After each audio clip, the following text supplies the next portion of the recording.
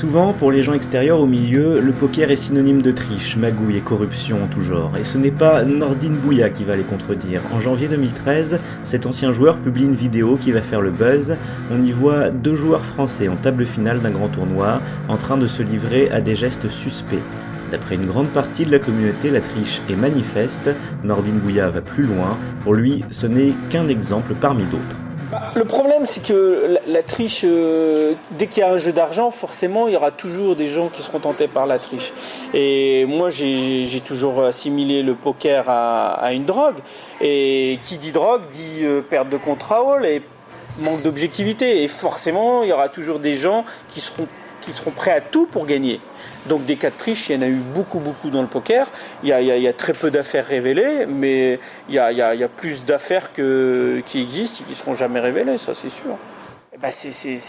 C'est délicat de dénoncer des cas de triche. Pourquoi ? Parce que la triche, c'est le sida du jeu. Je veux dire, le jeu, si on commence à dire qu'il y a de la triche dans le jeu, le jeu n'est plus crédible. Donc et puis tu as beaucoup de joueurs, ils vont pas se mettre des balles dans le pied. Donc ils veulent que le système continue, donc voilà, c'est comme ça. Oui, il y a une omerta sur la triche, oui, c'est sûr. Et puis c'est pas leur intérêt de dire ouais, ça triche, mais elle est présente, il y en a. Un sujet tabou dont l'ampleur n'a pu que se développer avec l'émergence du poker sur internet. Il est beaucoup plus facile de tricher derrière son écran d'ordinateur qu'en live. La collusion demeure plus simple. Elle est, selon Nordine Bouya, monnaie courante. De toute façon, pour moi, le line, c'est une aberration, c'est une vraie mascarade. Parce que si on met toutes les cartes sur la table, entre guillemets, on peut voir que les règles sont faussées. Moi, je connais très bien les règles du poker. Le poker, c'est un jeu de cartes avec une confidentialité, et quand vous avez un jeu, il est confidentiel et privé.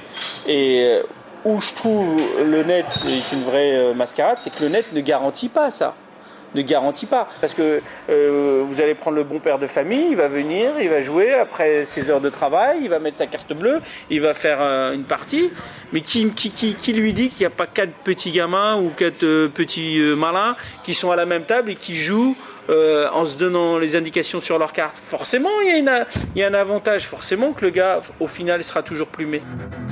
La théorie du tous pourri n'est évidemment pas partagée par une grande partie de la communauté poker. Oui, la triche existe, bien sûr, elle est condamnable, mais la majeure partie des joueurs sont honnêtes.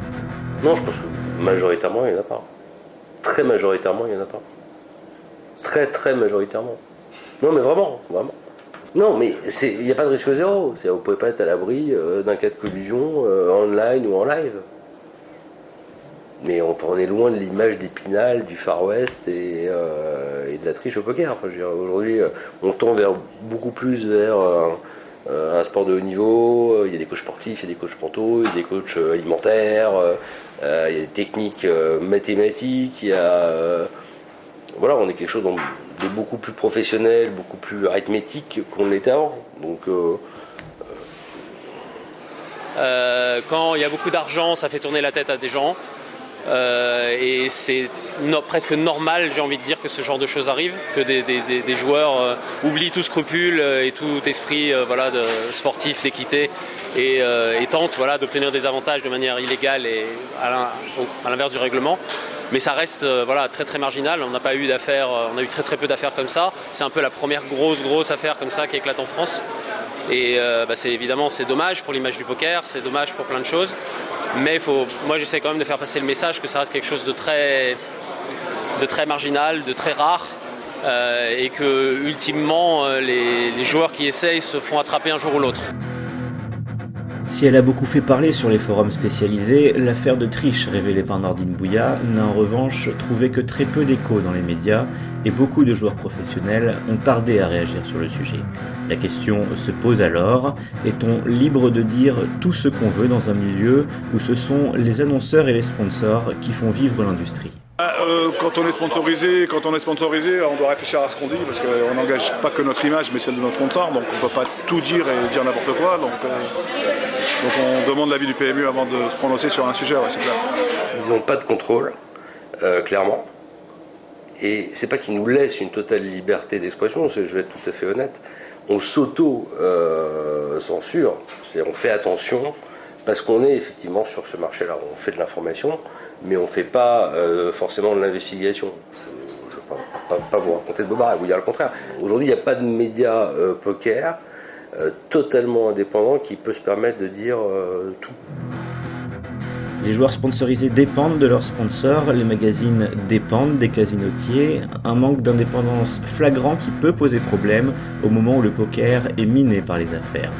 Pour autant, le noyau d'amoureux du jeu est tel que l'avenir est envisagé assez sereinement. Il y a quand même, en tout cas, il y a encore beaucoup de choses qui marchent. Le poker fait encore rêver beaucoup de gens, à juste titre. Je souhaite que ça continue et je ferai tout ce qui est en mon pouvoir pour donner une image positive du poker, pour que les amateurs puissent jouer sereinement avec une impression de sécurité, voilà, qu'ils ne sont pas en train de se faire arnaquer ou de se faire gruger à toutes les tables. C'est super important.